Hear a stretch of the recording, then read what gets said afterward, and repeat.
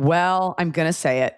Happy Valentine's Day. I know it's the 11th, but it's coming up. And in honor of Valentine's Day, I wore the only red shirt that I own. They've already. It says "You've Got Quail," and it's from Quartzsite, Arizona, the Quail Cafe, Quail Mountain Cafe. We went and ate there, and they had this gift shop with this cool writing. You've got quail. Did you get to touch a quail? Nobody ate one. Listen. What? No, we just had like a hamburger. Okay. And Blanche was there. That's how long ago it was. I was going to say today we're celebrating by doing relationship only questions, but it's not like that big of a derivation from our normally scheduled program. What will you be doing for Valentine's Day? It's a Saturday. I mean, ideally. Obviously, you have big plans. Ideally seeing, because I didn't get to see, God, I hope the Rachel McAdams Sam Raimi movie is still in theaters because I got iced in this weekend. Okay, that's your answer? What am I supposed to do on Valentine's you're Day? Like spiraling. I am going to do a show. Yeah. I'll be at Jam in the Van because they were like, here's a bunch of cash. I was like, okay, like Valentine's Day, who cares? But I did try to convince our friend group to go to like a cheesy club. Ooh. And just like lean into like the lameness of it and just like dance and get fucked up. Or we'll just end up going home, which is fine. I was going to throw a party, another flip phone party where I have like Y2K music. And then I was just like, I don't have the energy.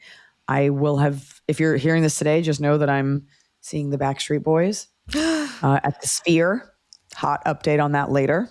I can't wait to hear about it when you go. I can't wait to see that Sphere. And so we have a very juicy episode today.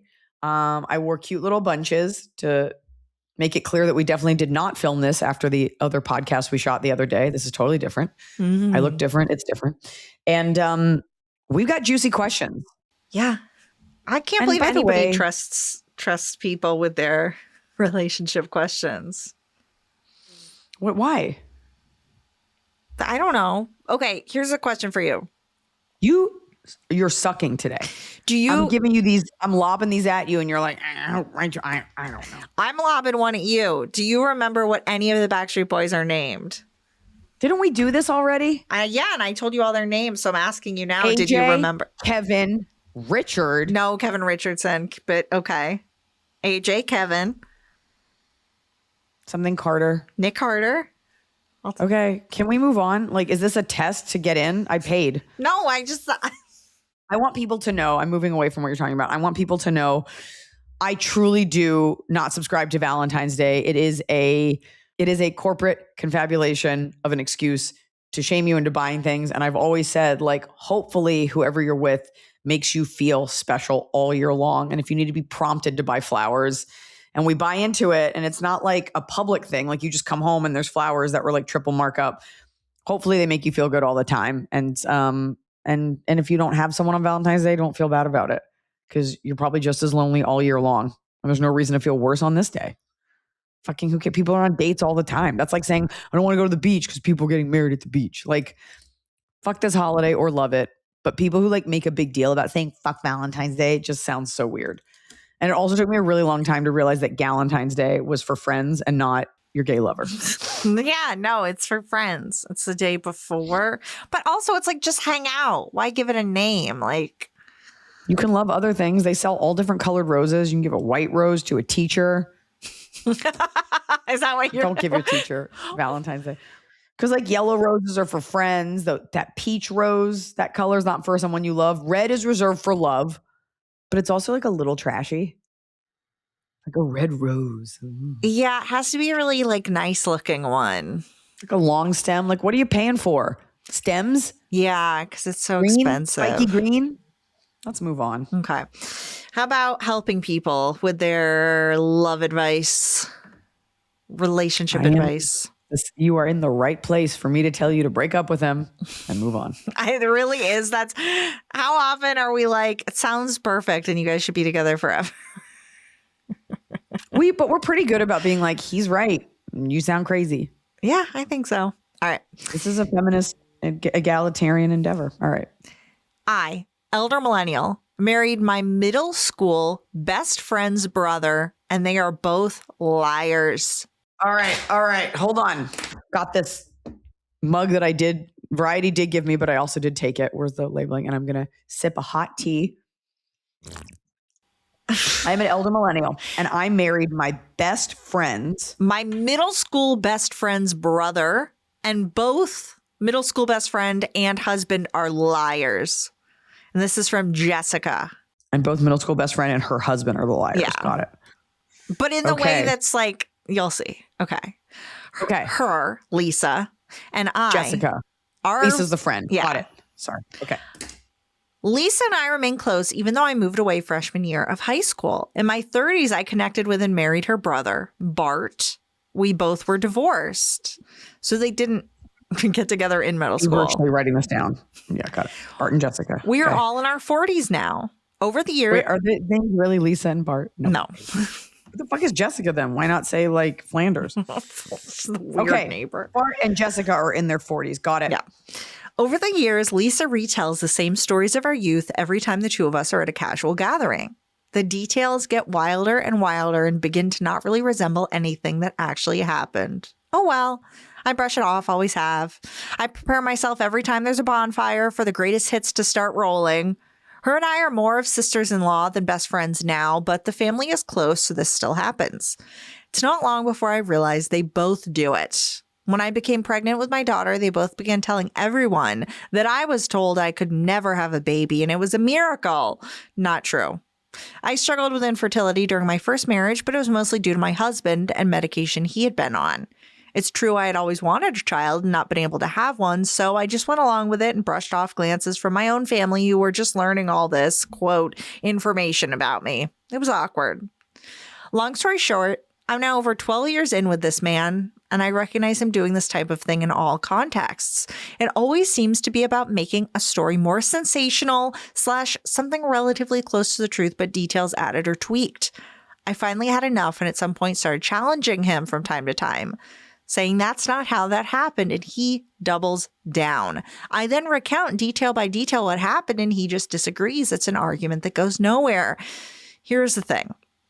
He, in general, or at least I thought, seems to have a bad memory. He rarely admits it unless it helps him. Think, you never told me about XYZ. Well, if you did, I forgot because of my brain injury.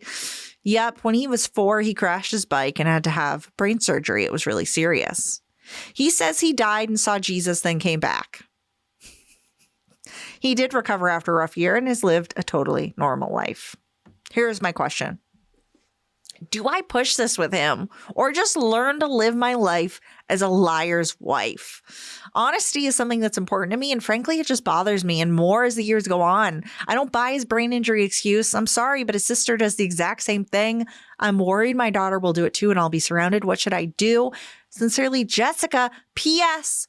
Love you, Iliza. My brother and I go to comedy shows often. I've still got some serious respect from him because I insisted he go to your show in April 2019 in Grand Rapids, Michigan. He's been a huge fan since. I just discovered the pod a couple years ago. Tried to watch Chasing Summer today, whenever this was. It says sold out online. Okay, well, we'll let you know when it's back. Okay. I do think it is something that you learn from people to exaggerate like that. I do think your husband is operating from a little place of insecurity. Like you've been told it's your injury your whole life.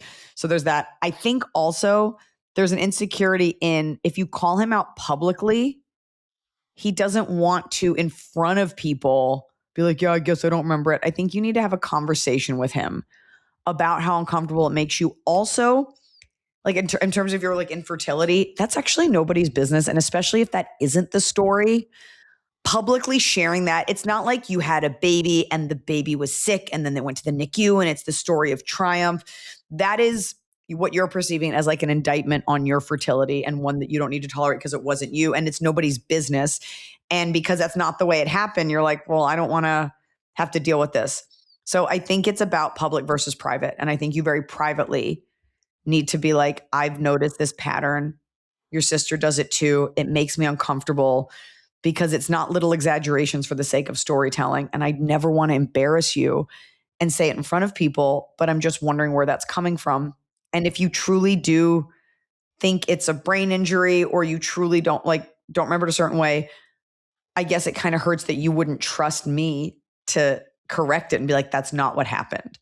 I disagree a little bit just in that, I understand not like calling out in front of people, but I think that's when it is his own stories. I think if he's telling a story about you, 100% call him out in front of everybody. If he's saying, oh, this is what happened. No, this is the real story of Jessica. It's like, shut up. You're making that up. Because honestly, this kind of thing really rubs me the wrong way when people exaggerate about anything having to do with me, like where I know that it's like, okay, lie about your own stuff. I don't.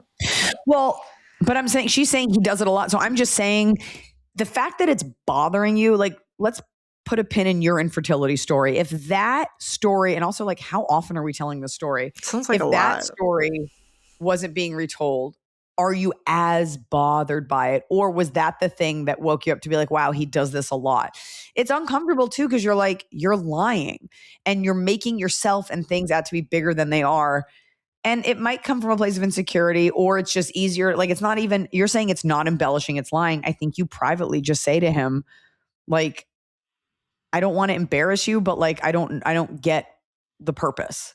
I think you should have to have a talk. This gaslighting, though, if every time you're like, look, this is not how it happened, and he's like, oh, well, I can't remember, that would also drive me nuts, because it's like, well, you can remember the rest of the story, and it sounds like somehow the way you're remembering all these it, details. yeah, makes it better. And the way she says, like, that the friend Lisa always brings out like the greatest hits. So every time they hang out, they're telling the same 3 stories, and they change every year. Oh, I would be so annoyed. Why are you hanging out with so many new people that they get to retell these stories? Like, how full is your dance card? Here's the truth. If he tells a story, and as the wife, because wives are always like the party killers, if as the wife you plant a seed of doubt at all, everybody believes you. Oh yeah. If you say like, it wasn't true, it wasn't even a bear, you're remembering it wrong, all of a sudden that like deflates the story. And that's why I'm saying you have to be careful, because you don't want to embarrass him. But you can say to him, like, it makes me uncomfortable because you will exaggerate. And I don't know. That's why I'm saying ask where that's coming from. Because you can challenge him, be like, I don't think it's a brain injury thing, because it's the same story that you keep adding weird details to. Mm-hmm. And I don't think you're a liar, but I do think there's embellishing and then there's flat out lying. As for your friend, here's the truth. There's 2 people in every relationship, and there's one that loves to retell the same things. And then as you start to grow and mature, you're like, I don't want to hear this anymore. I've heard this story, and it's not even a fun story. Well, at the core of it, you're like, I don't fucking care anymore. We've talked about this enough that this isn't new info, because you guys have no new memories together. So you might just want to like let her do it and kind of remove yourself, because we do hit points in our lives as we get older where you're like, I don't want to talk about the time that like I spilled a bunch of paint when I was in the 5th grade. Like, this is fucking pathetic. I think you're just kind of getting the ick. Yeah. Happy Valentine's Day. Okay, let's do an in-depth, juicy one. Ooh. Hi, Eliza and Emily. A longtime listener here. I'd tell you more about my fandom accolades, but I'm trying to remain as anonymous as I can. And considering the context of my question, this is already pretty risky. Okay. I have an AITA, am I the asshole style question that I think will be best presented as a chronological list with the facts. Trying genuinely not to inject bias with my feelings.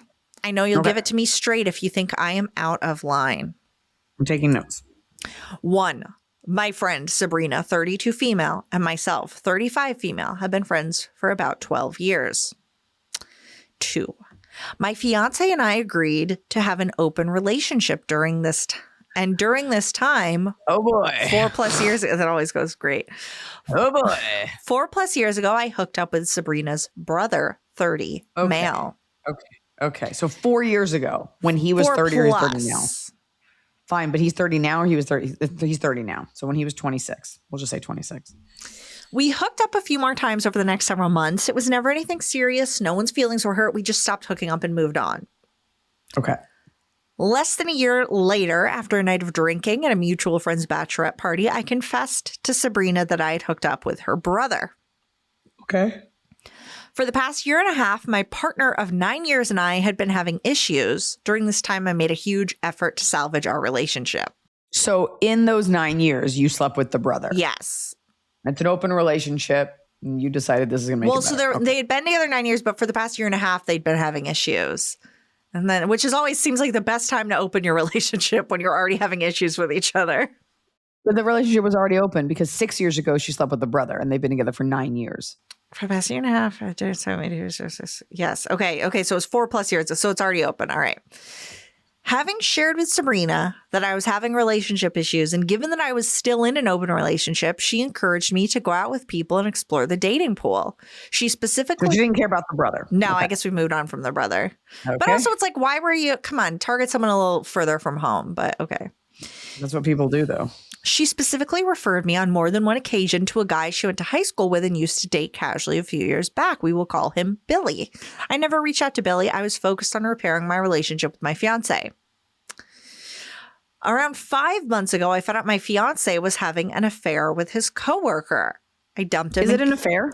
I guess because they didn't communicate. Because I guess if you're open, you're supposed to be like, you have a free pass, my you got coworker. a hall pass, and you're like, I'll cheat. Well, so here's what I always see on Reddit, which is where I get all my information, is these people that fail at open relationships, it's because to do it, you have to have like good communication skills and no one does. So yeah, this guy was just like secretly doing shit with a coworker, I guess. But so she dumped him, kicked him out of the apartment. 2 weeks later, Sabrina got engaged. I went to her engagement party. This was the first event I went to after my own broken engagement. So people were asking where my fiance was, and I was awkwardly explaining to people that I was newly single. It was the perfect storm of triggers, and I admittedly had too much champagne for someone who was in my mental headspace. The night of the party, I had my first ever one-night stand style hookup with the groom-to-be's best friend. Okay. A week later, Sabrina's groom's best friend. Yeah. A week later, I told Sabrina about the hookup and that while it wasn't my proudest moment, I felt like it was nice to dip my toe in a safe pool of water and have proof that I'm still desirable. It was a confidence boost I needed on what was a really tough night for me. Okay. 4 months ago, Billy DM'd me and asked me to hang out. Now, Billy is the one that Sabrina kept being like, what about that guy? And she dated a while ago and they went to high school together. Sabrina did, yeah. But our question asker didn't do anything with him. Right. So Billy DMs. I asked if it was a date or just as friends. He said he hadn't heard I was single and that we'd be hanging with a group of as friends, but considering the news, he'd like to ask me out again on a proper date. That's weird that out of nowhere he would reach out to you to just hang out. Right. And then like, oh, wait, let me change course. I accepted his invitation, went to hang out with him and his friends. I told Sabrina I was going to hang out with Billy before I went. Billy's friends bailed at the last minute, but he and I hung out alone and had an incredible time. We laughed until our bellies hurt. No, he told them, get the fuck out of here. You're not coming. There's a girl coming. His friends didn't bail. He told them not to come. 100%. Duh. Yes. Okay. Okay. A couple weeks later, after Billy and I went on a first official date, I sent a picture of us to Sabrina, thinking she'd be excited to see that I had followed her suggestion to hang out with Billy and that it was going well and that her friends were happy. A month after that, Sabrina expressed that she thought it was weird that I was spending so much time with Billy as he is, quote, basically her ex. She also called out that she didn't like the timeline of events between my breakup, my one-night stand, and my dates with Billy. But she just got married. Well, she just got engaged. Okay, well, Sabrina. Still. Yeah. Yes, so she's engaged. To be. Okay. Yeah. Okay. And she had said like, oh, you should hang out with Billy. Yeah, something's not adding up here. In November, Sabrina and I met to hash things out, but didn't get too far. She said I wasn't there enough for her engagement because I didn't text her to ask her about her wedding plans, bachelorette plans, etc. I took note of this grievance and applied myself to express more interest in her wedding plans in the future. Very okay. In mid-December, Sabrina and I got together for dinner. I kept my Billy talk to a minimum and asked lots of questions about the wedding plans. She'll be getting married at the courthouse for the insurance before the end of 2025. Oh, she'd be getting and planning the wedding for fall 2026.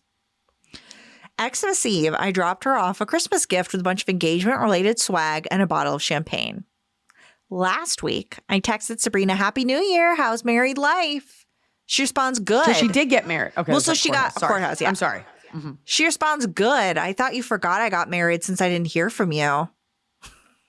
I take accountability for not following up to find out what date they went to the courthouse so I could text her on her special day. I also apologize for not congratulating her on her marriage when I dropped off her Christmas gift. Now, remember the Christmas gift, a bunch of engagement related swag and some champagne.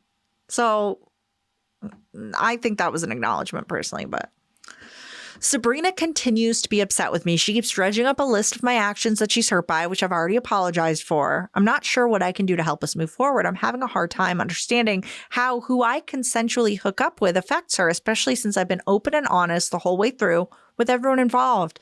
I'm still dating Billy, and he's been such a blessing, especially following the awful relationship I've been stuck in for so long. I'd love to share this new joy with my friends, but maybe I've soured the well too much. So, Iliza and Emily, am I the asshole / dickhead / bad guy here?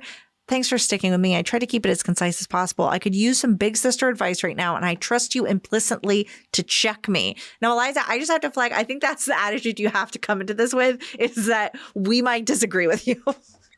You know what, though? There is this like weird, I remember we were like making pilots for a talk show in like the early 2000s, and it was like, and Iliza needs a sidekick that's going to check her. This thing where like women like, you need to be checked and you need to sit down and you need to listen to this. Like, that's not the perspective we're coming from. This like, you're messy, sit the fuck down. The queens have spoken. I can't stand that like mean feminism. We are here because your friends won't tell you these things, but by no means are we like judge, juror, and executioner. At the beginning of this, I was like, you're a little sloppy and you're figuring it out, but you were very honest and you weren't hurting anyone. And I don't know if you're like the most reliable narrator, but at the beginning I was just like, okay, like that's a lot. And that's a lot for a friend to hear. And it's like, how many people are you fucking? Like, whatever. Okay.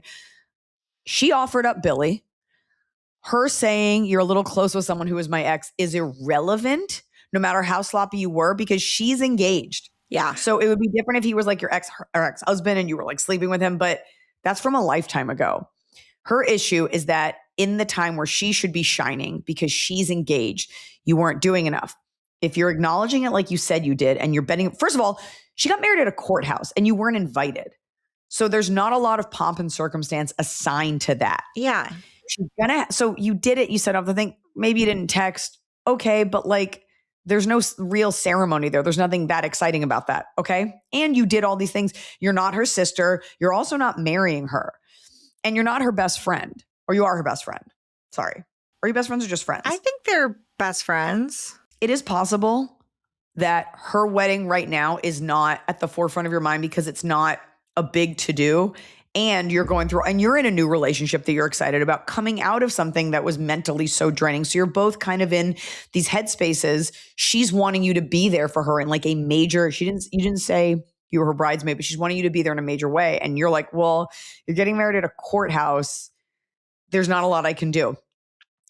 It would be different if she had asked you to plan stuff, be her maid of honor, but it doesn't sound like she's giving you those cues. She's just disappointed when you don't guess what she wanted and then you don't show up. But wait. Yeah.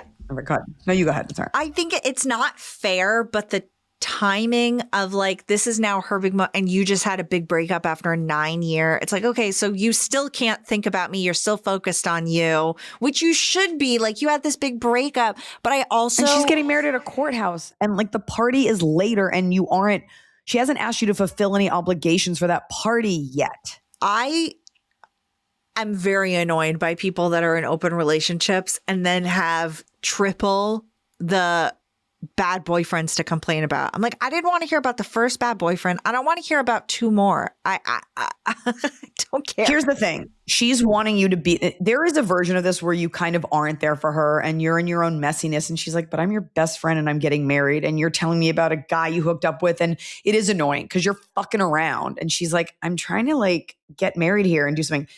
So, but all that's in the past. Mm-hmm. And what's unfair is that she keeps setting a bar that it seems like is not telling you about. And then you keep failing and you keep feeling bad. You do seem, what I do appreciate is that you're like, I apologize. I figured it out. However, you don't want to be in a relationship like that where you're always telling your friend how they failed, or any relationship, even with like a lover. And then they're always apologizing. I think you need to sit down with her. I think this all has to stop now.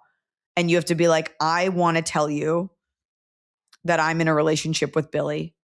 And I want to be able to tell you how happy I am. But I also want to be there for you as we get ready for your wedding. So I kind of want to put all this out there, like acknowledge how messy it's been. And you can also say like, I want to know from you, like how you want me to show up for you and participate, because it does feel like she's just letting you know all the ways that you fucked up. And you're like, I didn't realize it. So maybe it's time to like have that be water under the bridge and be like, moving forward, I'm in this great relationship and it is because of you. You suggested him. How do we celebrate you? Because now you're just dating someone and that's great and exciting, but she has been with you through all of this messiness. So you'll pardon her if she's not like, oh my God, you and Billy, how can I put my wedding on the back burner and hear all of this? Like, let's give it a beat. Because she also doesn't want to hear that you are breaking up with Billy. And then she's got to go, like, she's got to plan a wedding. So for the sake of your friendship, you should be excited about Billy. She's like, I want to tell you about this stuff, but I also want to be there for you, and kind of let her dictate that. What you don't want to do is sign up for her just like telling you why you're failing all the time. We have seen this before, and I've read about that. Like, this is not an uncommon thing that someone suggests someone for you because they like them, but they're unavailable. So she's like thinking back, like Billy was this great guy living vicariously through you, but not actually expecting you guys to connect for this, for more than like, you know, when she suggested him, it wasn't as a long-term partner. It was as you're with your partner, but here's a fun guy you can go like screw around with. So I think there probably is some jealousy and some ownership. She's probably not, no matter how evolved you are, I don't think anyone's ever that pumped to hear about how wonderfully you're doing with someone they used to see. There's that, but that's not fair for her. No. Like, you can call her out on that because she's getting married. Yes. So there's no more attachment to that. It's also fair if she doesn't take your commitment to relationship seriously, just given how checkered, intermittent the relationships in your past were, whatever. This is about today, meeting up and moving forward. Yes. And your intention, because you do love her and you do want to be there for her. And it doesn't matter what her opinion is on you and Billy. And it's okay if she's like, yeah, like, we'll see. That's fair too. But you also are allowed to be excited about it. And maybe this is the step toward like a normal relationship. She probably doesn't want to hear about the drama. And you need to come to her as a best friend and ask her, like, what are we going to do to celebrate getting married? By the way, there's not a lot to do. There's a bachelorette party and then there's the wedding. And maybe she has someone, but you almost want to know, like, what is it that you expect from me? And just, you don't even have to say that. You can just be like, I want to be there for you and I'm excited for you. Yeah. But like, you're not her mom. You don't have to like check on her every day. How's the planning going? Still going? Okay. Can I help? Like, it doesn't sound like you're unreliable. No. Like, you know, she'll get over and it. also this is her chance to be like, if you have something to say about this, like we need to say it now. Mm-hmm. Okay, Iliza, now you're going to help even more people, not just one question asker, because one question asker. How is that possible? Even more. Because this email's from a man, says, hi, Iliza, I have a question. I am 64 and I still don't understand women. I have been dating, and every date the woman asks me if I'm a Trumper. I'm Canadian and a Mark Carney guy. When I share that, For those of you listening, what? He's a liberal guy. When I share that, I get a blank look. Also, I've found if I let my guard down and tell them something personal, like that I go to therapy, and no, I don't add, quote, so the killing can stop, they later use this against me. I feel like everyone is full of baloney. Sorry for swearing. Also, some of them have said they like, quote, bad boys. I have no idea what this means. Any input is welcome. 64. Thanks. When does it end? Never. Sometimes I don't take my insulin when my alarm goes off. Bad boy. Okay, Iliza. What? He doesn't understand women. He's 64. Listen to me. It sounds like you're doing online dating. It sounds like you need to get someone to help you put better filters in place. Because the kind of person who would be like, are you a Trumper? But then like not know who Mark Carney is sounds like you just kind of like know these buzzwords. Now, to be fair, as Americans, we are not as concerned with other people's politics and political leaders until it's like a prisoner exchange situation. But you're not putting enough filters in place. And there's also a version where maybe you're dating like a little too young, but let's say you keep. My exact unkind read on the situation was, how young are these women? How young are these women? But let's say they're in their 50s, which is totally fine, whatever, late 40s, like who knows? I don't know what you look like. I think it's all about putting as many barriers to entry in place so that you filter out some of the wackadoos. And it might be putting on your thing like politically liberal, and then it's like, if the girl doesn't read that, you're like, well, then maybe you only looked at my money or you only looked at my looks. Like, you might have to put more information there so that you can eschew some of the riffraff. I wonder, so it sounds like our question asker is saying like they like bad boys. It's okay, so our guy is pretty straight and narrow, would be my But take. also, like, bad boy is code for emotionally unavailable. And at this age, like, what are we doing? I also think at 64, you're learning what has been true forever, which is that dating is hard and it never gets easier. Although I don't like in the question when the person is exaggerating their stories and telling the same life stories over and over, I do wonder how your conversation skills are. If you're getting into these meetings and you're talking about like whether you support Trump, even though you're Canadian, and your personal thing about yourself is that you go to therapy, like, how about your personal thing is once you got on stage at the Bruce Springsteen concert, like, what are there things about yourself beyond that you're a nice guy that you are sharing with these women? I also like, therapy doesn't have to be your personality. You also do not owe that to a stranger right up top. What you owe telling them is like, I have a daughter. I am in a wheelchair. I require X, Y, and Z. But like, going to therapy, while it's definitely nothing to be ashamed of, if you lead with that, I think what you're hoping to project is like, I'm a sensitive guy and I like to work on things, but that might be like, why are you telling me you're in therapy? Like, it's like letting me know you go to the gym. I'm like, yeah, I just assume people do this. It's a weird thing to lead with, right? I think so. Finding people based on interest versus just it's a woman. Not that that's what you're doing, but I think if you have need to be more interest discerning. that you can, because in my mind, the only way that somebody older is looking for a bad boy is it's somebody, in my mind, a bad boy is more interesting. He's got more to talk about. He has life experiences. I think, you know what? No, I think like maybe one or two people said that to you and it struck you as weird. And now you're like, they all say that. Put in information that leads to interesting conversations and don't be afraid to like put up things that might dissuade people, because we're trying to filter them out. We're trying to find the best match for you. So say interesting things. And the good news is when people start to say these things, that's a red flag for you. Because in a perfect date, what would you guys talk about? Like, I think you realize it's all the filtering, because somebody's not going to be asking about not know who Mark Carney is or that you're Canadian. Like, who cares that you're Canadian? I mean, I guess it's interesting, but tell a fun Canada story. What worries me about the "are you a Trumper" thing, first of all, if someone's a Trumper, you usually know. They're usually like very loud and proud versus just being like a conservative person or a Republican. Like, there's different layers.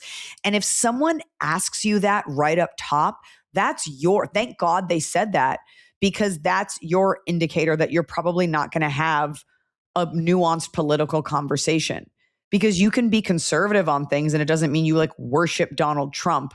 And for someone to like just put that up right up, it doesn't sound like you're going to have a very fair conversation. That's what made me think that it's all very young women.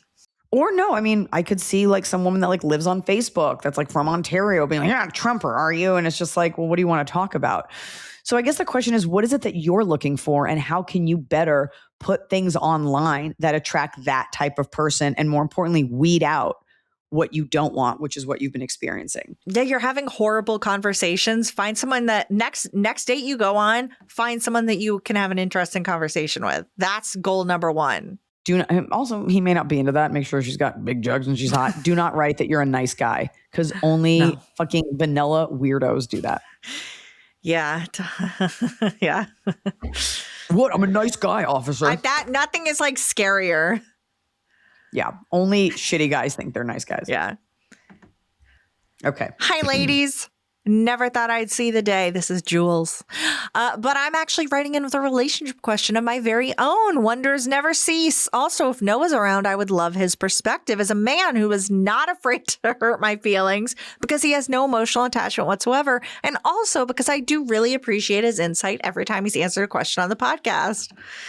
I love that it's like Noah will be honest. Noah hates me. Let me see. I'll see if he's out there. My name is Jules. I'm almost 30, and I'm a special education teacher in Columbus, Ohio. And yes, I did see Iliza when she came to town in 2024. Please come back soon. We miss you. See you at the short north. I found myself in my very first relationship of my adult life, which is a sentence that's going to take some getting used to. The one and only relationship I've been in before this one was the summer between 8th grade and my freshman year of high school. He was my best friend and we were together for only the summer. When it ended, it crushed me and I swore at 14 that I wouldn't date again until I knew he was the right one. True to my stubborn promise to myself. It didn't make sense. You got to date to know if someone's the right one. I haven't until recently. His name is Joey, and we've known each other since we were 11. We met when I moved from Illinois to the middle of Wisconsin in the middle of 6th grade. Turns out this kid has been in love with me the whole time, and I had no idea. We've been in and out of each other's lives for years, but I didn't realize it until recently. He waited to confess his feelings until he'd worked all of this shit out by himself and not on me, which I deeply appreciate. We haven't been together for that long, but we both know that this is it. So here's my question. I know he's committed, loves me, has the ring of all the things, right? Is there a reason he hasn't proposed yet?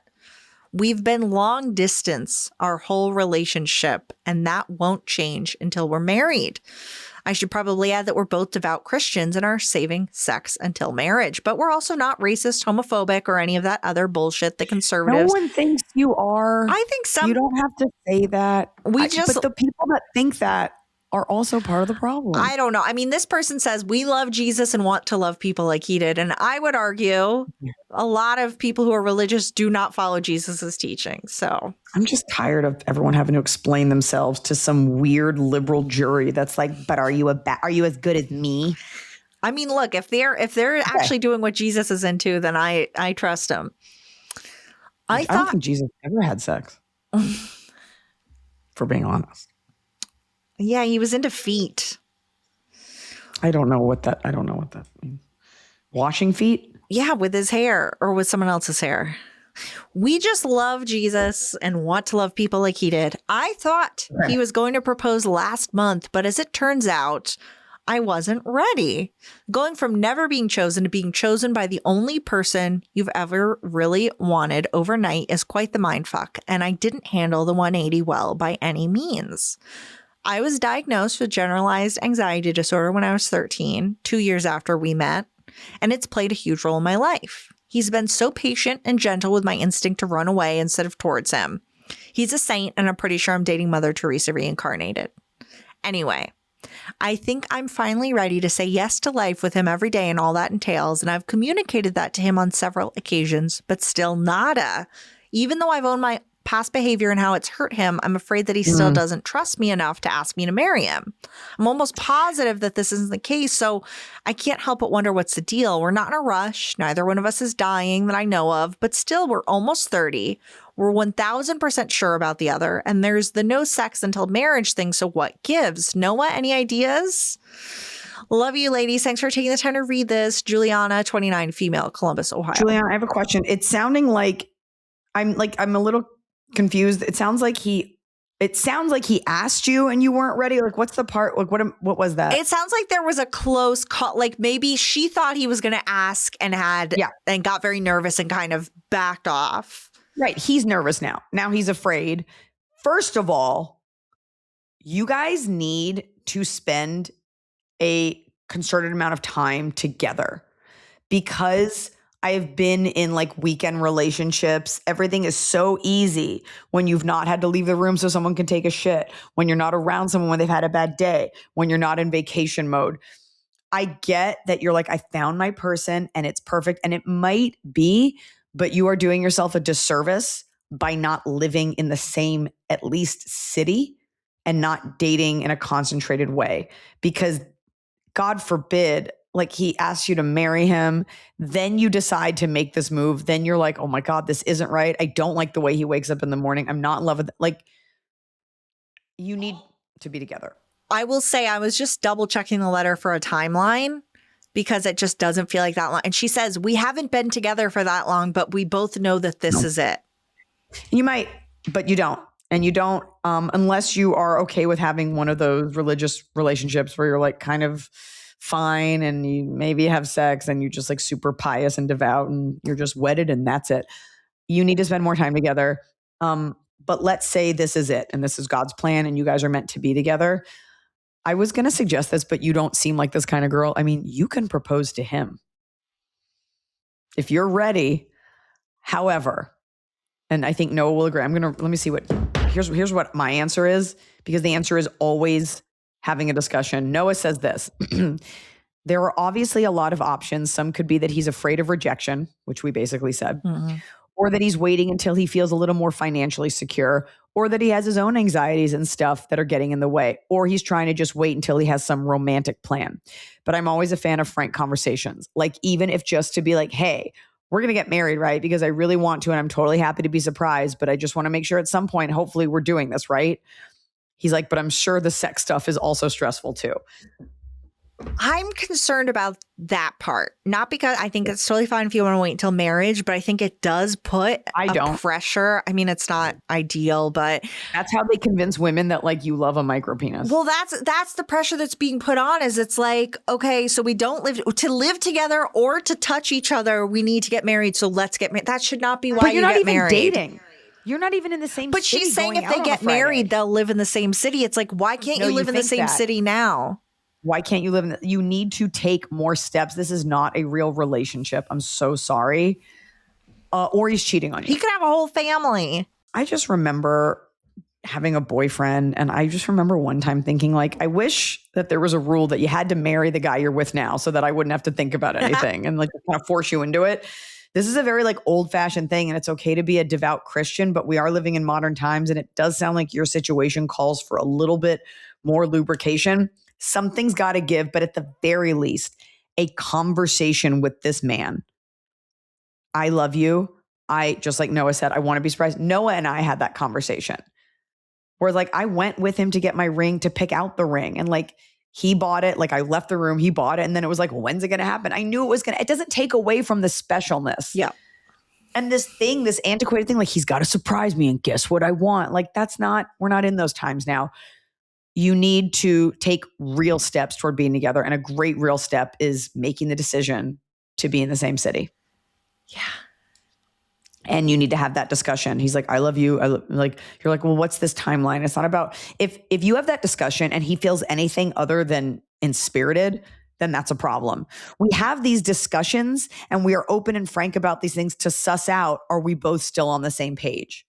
Generalized anxiety aside, like this is your life. And is he taking a minute? Because I assume you can't live together before you're married. But so is he looking like you get engaged and then can he move there? Is he looking for a place to stay? Does he need to get those ducks in a row? Visiting and hooking up a little bit, like, or is this all kind of a fantasy and you guys just talk on the phone a lot? And I don't know what happened.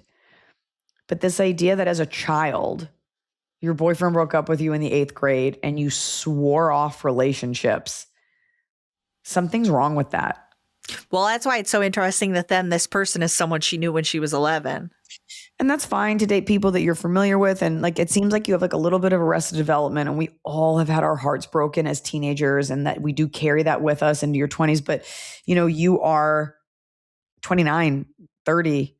And to hear that someone hurt you as a child when your brains aren't even developed and you swore it all off, there's something else at play here. And I do wonder if you're going into this with that arrested mindset almost of a child. It seems like you're very like all or nothing. And I decided I wouldn't date again. And it has to be once we're married and we'll do it then. That is not how adult relationships work. I'm sorry. I know it burst the bubble that we all have as women, like, and it'll just happen when it happens and then it will be perfect.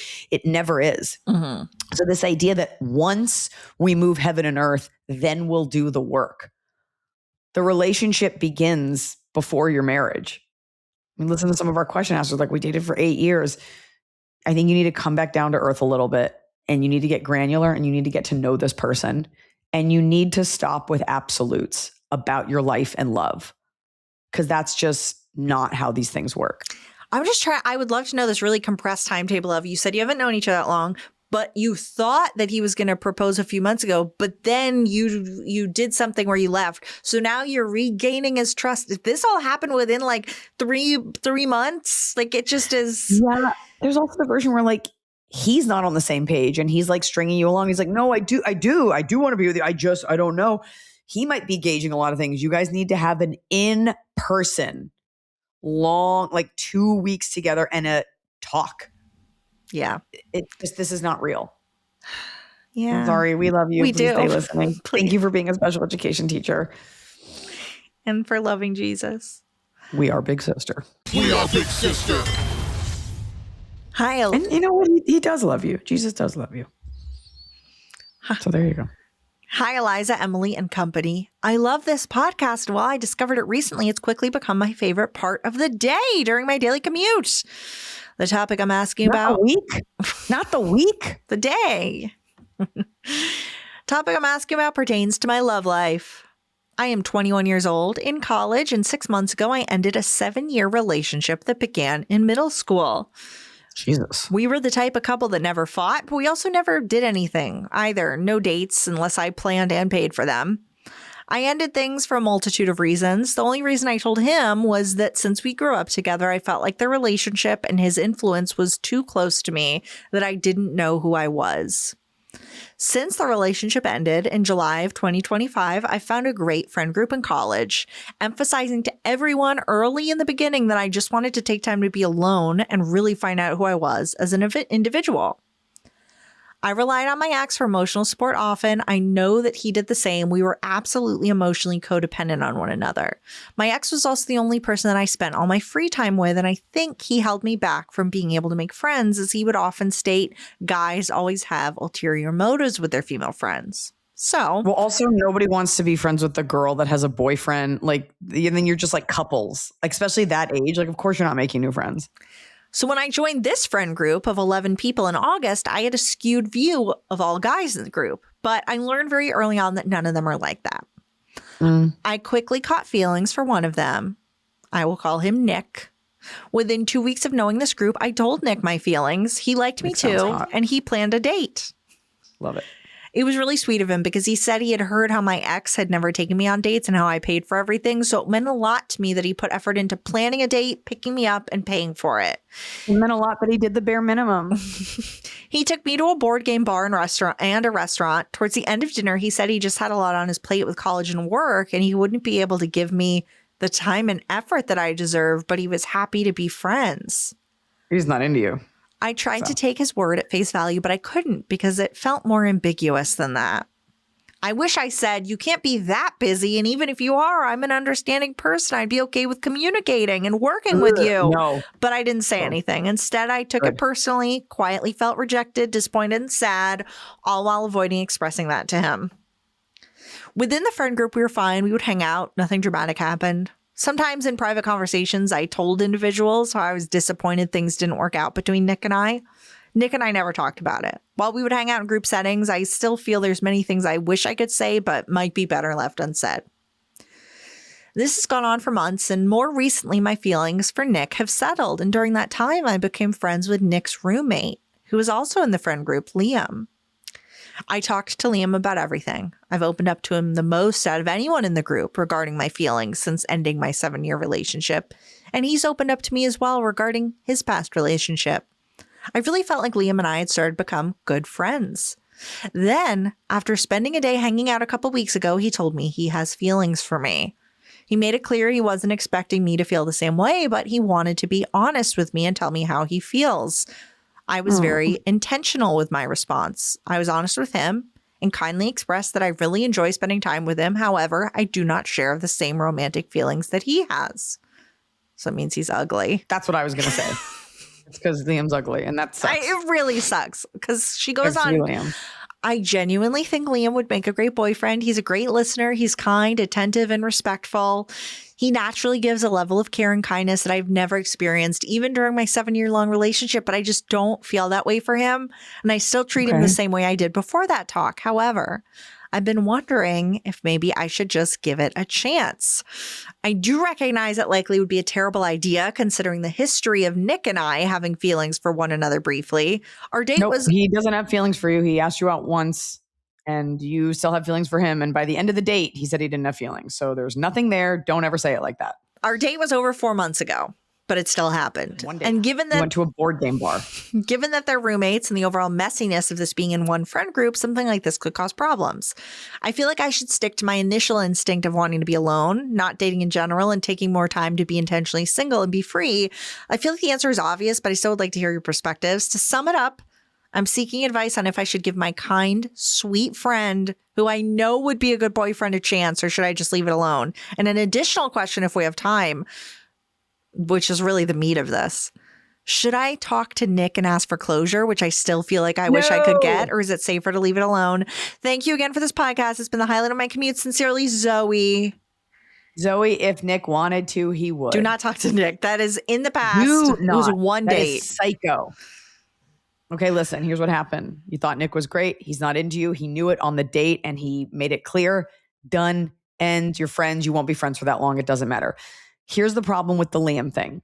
You are too young to have to force yourself to be in a relationship with someone you're not attracted to. Okay. Women, you might become attracted to Liam. He could have a personality and you're like, I do want to kiss you. That can happen. But since it's not now, you do not need to force this.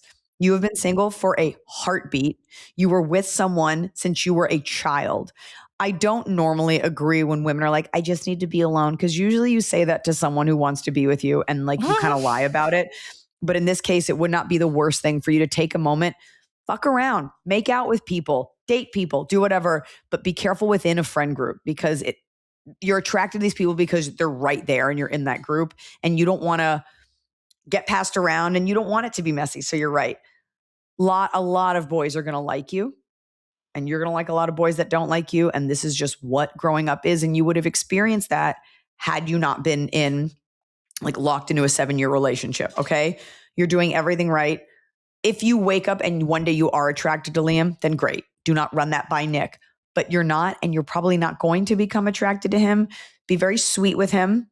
Do not hang out with him one-on-one because that gives him false hope. And it's kind of not fair now that he likes you. Try to make some friends outside of this group. Look how easily you made 11 friends. Your boyfriend before was keeping you from forming new connections. I feel like you feel that this is the lifeline and you're like, okay, good. Now I'll have a boyfriend. You're so good. You have so much time.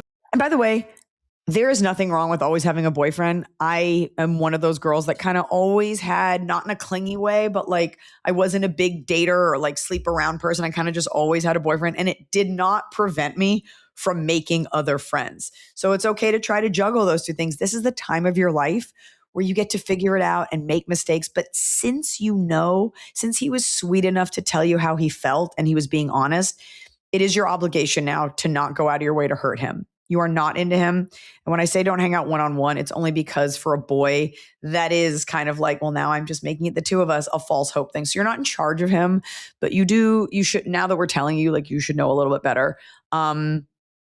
But keep exploring, keep having fun. You don't owe anyone anything, especially Nick. Yeah. Keep at it. You got a lot of exploring to do. Yeah. It may not even be men. You don't know. Okay, I think we can fit in one more. So let's fucking jam it in on this Valentine's Day. That's how you always, every Valentine's, jam it in. Dearest Iliza and Emily, I've been following your comedy since I saw your first special on Netflix a little more than 10 years ago, I think, but I've only met you once.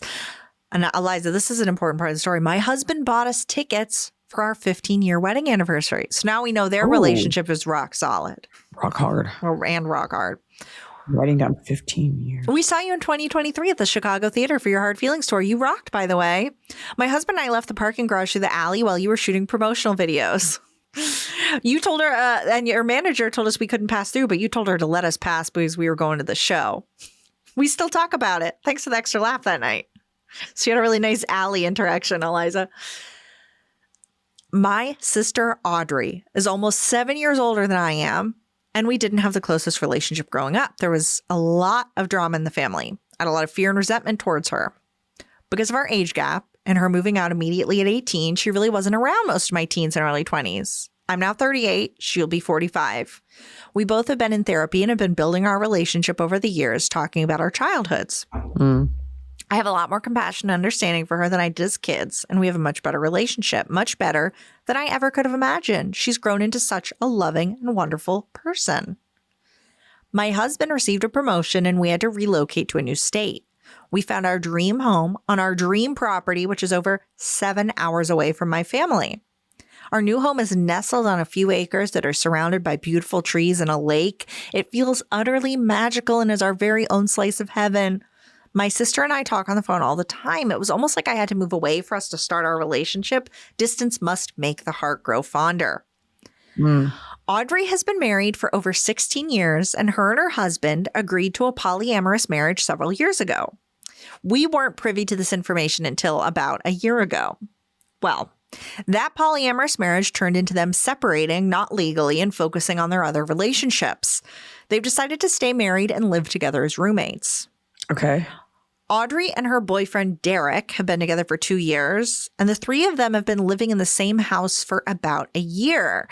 I'm a little more traditional when it comes to marriage, but if she's happy, I'm happy for her. Here's my dilemma. Audrey called me a couple weeks ago to tell me her and Derek are going to get married in 2027.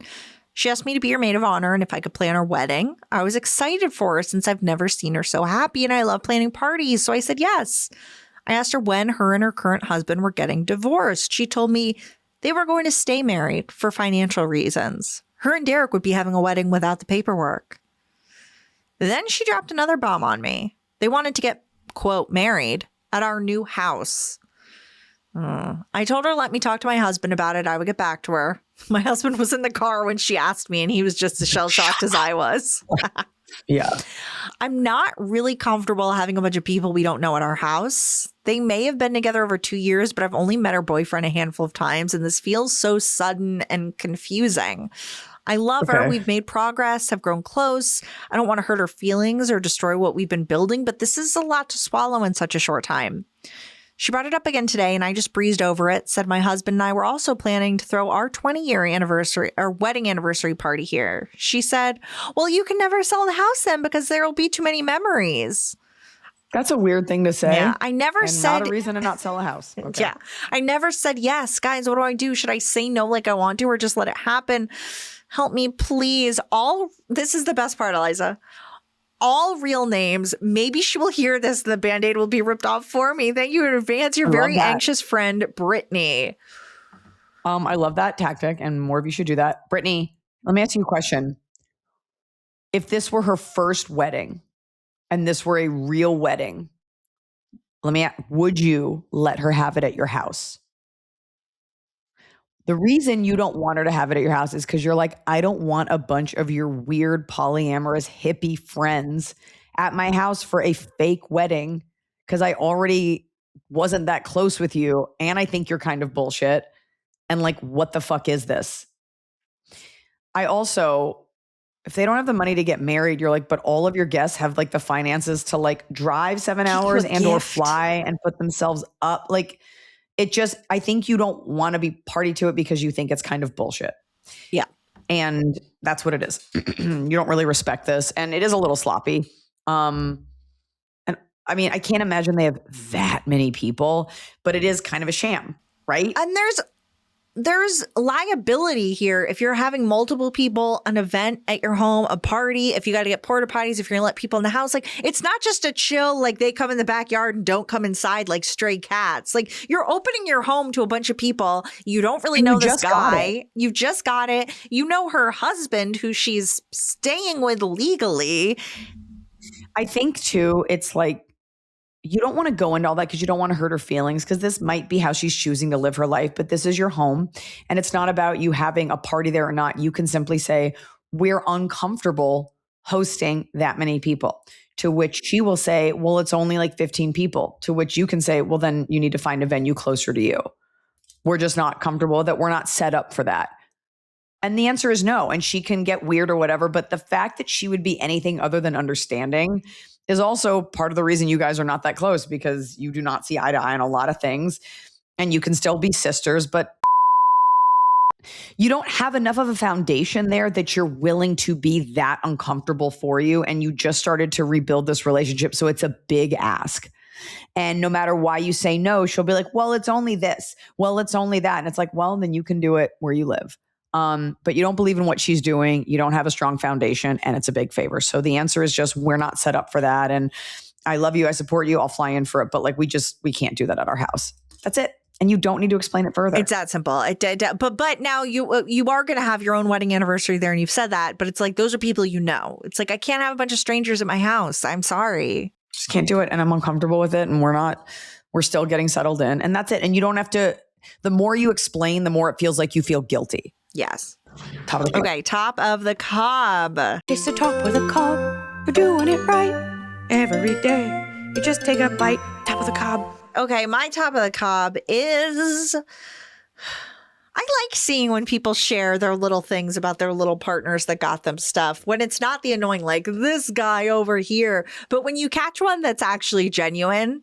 Do you know what I mean? Like an actual, like, oh, I know these people and I see how much they love each other and this isn't performative. Like when, that's nice. It's nice to see that. Sure. Oh no, I did top first. Okay, I'll do top first because Valentine's Day. Okay. I miss making Valentine's boxes at school. Oh, getting the day of getting all everybody's Valentines, and who's giving me the good candy? Well, it's the good candy because there was always like the pretty popular girl that would bring like full Crunch bars or something. Yes. I never got stuff from boys. No, just like I would never get or super effusive girlfriends because like girls would give each other stuff. I always just got like the bare minimum stuff. But there was always the hope that like you'd get something great. And it was so fun to decorate them and then open them. And I miss that excitement. my God, yes, I do too now. Because as a kid, you don't get mail. So to get like a little, even if they just wrote like their little scribbled name to get, oh, this is from Matt and it's a transformer. And there's one conversation art that tastes like shit. Well, that was my bottom. Or you get it from the cute boy and then you're like, oh, he gave them to everyone because his mom made him hand them out. Cool. Yes. Thanks, Tyson. Fan top. Okay. Fan top. Top of the, this isn't love related, but I'm doing it anyway. 815-day streak on Duolingo. That's fluent. That's like you should have learned Arabic by now. And maybe they learned a love language. That's over 2 years. In a row. No stops. Oh, it was in a row. 850 days in my life. No, in a row. What language did they say? No, so right back with if it's a romance language or not. Why wouldn't you write the language? Okay. It's a secret because it's German and they don't want us to know. Can be romantic depending on who's screaming it at you while you're naked. Okay. Bottom of the cob. I'll just do mine first because you already said it. The fact that we've been brainwashed into thinking that those like disgusting Mylanta chalky hearts were ever good. Horrible. They were good if you were never allowed to have sugar, but they're fucking gross. My bottom is very related in that, you get chocolates that are filled, like a little Whitman sampler. That one that has like fucking pink goo in it. And you're like, I guess this is supposed to be cherry. This sucks. Like, just put chocolate or peanut butter or caramel in all of them. Don't in your old ass thing that's going to sit on the shelf. Don't put some pink inside. I like the pink, like a strawberry, like a fluffy nougat. It's never strawberry. It's always something weird. Maybe it's supposed to be. Have you ever had like homemade good nougat? No. I had some at a German Christmas market. Out fucking standing. Well, I hope I get Mein that Gott. one day. Sehr lecker. Okay. Our Duolingo friend knows. Okay. Our bottom from a listener is sorry, I just had it. Oh, okay. Had an expensive package stolen from my Porsche. The worst part is it was from a vintage store. So even if I am reimbursed, it's not like I can repurchase those items. I hope the ski masked man who took my package has fun with my size 2 sundress. That's awful. It is, but that cracked me up. Just like some fucking criminal opening the box and it just holding up like a size 2 sundress. Like, oh, I was hoping for a laptop. But it's also like just blindly taking people's packages. Like, have fun with my dental floss and my automatic reorder of my water filters. Yeah. Well, folks, happy Valentine's Day. I hope that these questions comforted you on your drive to work, where hopefully your boss makes out with you, gives you some passion tea, or you get a rose. I hope you all have At the very least, a non-offensive Valentine's Day. And at the most, I hope you feel romanced and kissed deep in the mouth. And I'm sorry that our camera crapped out. We will get that fixed. Coming right up.